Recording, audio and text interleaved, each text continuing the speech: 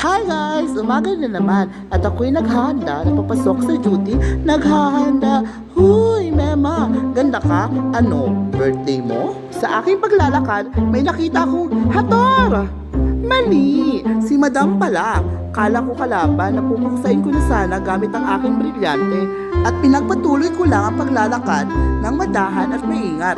Baka ako'y madulas at mahulog sa maling tao. Uy, komedya ka girl. Dami mong dada. Ganda ka? Ayun nga. Sabi ni Madam, mag-picture daw kami. Pero hindi niya alam, naka-video ako. Kasi nga, naglalaro ako ng ganda-gandahan. At sa pagpapatuloy ng aking paglalakad sa magandang daan, madami akong iniisip. Ay teka, may isip ba ako? Charot! Iniisip ko siya kung kumain na siya. Kasi nga, manghihingi ako ng ulam. Kasi walang ulam ng bakla. Maganda naman ako in my dreams. At may naspatan nga ako dito na magpapatigil ng mundo ko sa tugtugin. You are my destiny.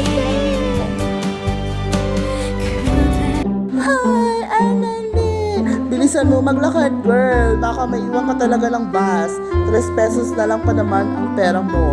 Tapos inuuna mo pa ang landi kaysa maghanap ng mahihinga ng ulam. Mga ka talaga mamaya. As naman, Voyalizar! At nakapasok na nga ako sa lagusan ng food court. Lagusan, huy, komedya! Komedya ka talaga, girl. Ang ganda talaga dito sa food court. At sa aking paglalakad, nakita ko si Lolo Imam. Ay, mali! Si Joyce pala. Ang bait niya talaga sa personal. Maganda pala siya. Super lambot, parang gelatin. Ang linis at ang lamig talaga dito sa food court. Tapos ang sisipag pa ng mga staff at ang babait din nila. At ayun, tuwang-tuwa si Madam. Papalahin ko na sana ang double decker. Kala ko kasi naiwan ako sa sobrang dami kong extracurricular activities at kaartihan sa daan. Kakabalik lang pala nila galing Panyan. Ayun, at napabang na lang ako. Kung may poging dadaan, susugaban ko agad. Hoy, talandot si Bayot. Ikalma mo sarili mo. Hindi ka baga pretty, hindi ka rin yummy, and more on singsang ka pa. Hoy, komedya.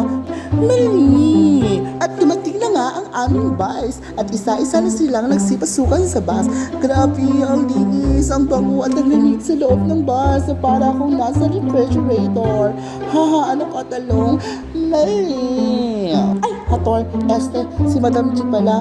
Mali, kinabahan ako doon at naghanap ako ng mapapwestuhan. At ayun, sakto, wala akong katabi. Kasi kung meron, baka mayakap ko siya.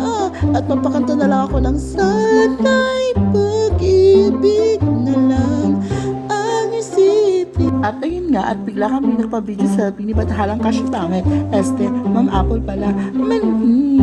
Oh, hala, Mira, itodo mo na. Para kang bakang nilalamig, hindi ka naman maganda.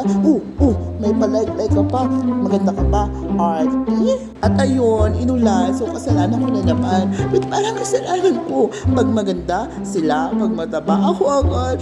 Mali. Ay, kambing. Si Chong pala. Sa kahabaan ng biyahe, naisip ko na kahit wala naman akong isip at iisipin, ang mga isipin, ay, bahala na kayo umintindi. Basta, iniisip ko na lang, bakit kaya ako bakla? Ba't ako maganda? Minsan kaya may naiingit din sa akin kasi nga, ang sexy ko, ang ganda ko pa, at ang ganda pa ng boses ko. Tapos maputi, physically fit, pero luwag. Mali! Hindi joke lang. Iniisip ko lang naman kung ano. Ano nga ba?